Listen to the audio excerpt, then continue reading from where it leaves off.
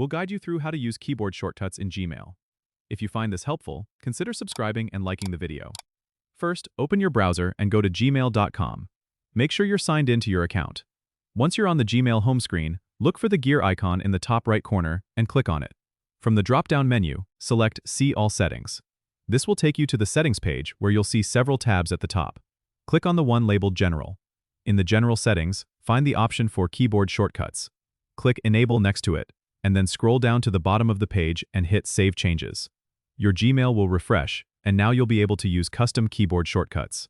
To customize them, go back to the Settings page and click on the Keyboard Shortcuts tab. Here, you can assign keys to various Gmail actions like composing an email, archiving, or deleting. Simply type the key you want to use in the corresponding box, and once you're done, click Save Changes again.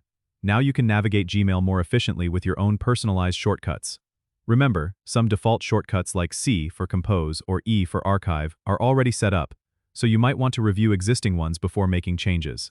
If you're ever unsure about a shortcut, you can always press Shift and question mark together to bring up a list of all available shortcuts in Gmail.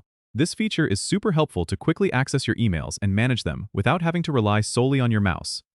Don't forget to subscribe and comment if this helped you out.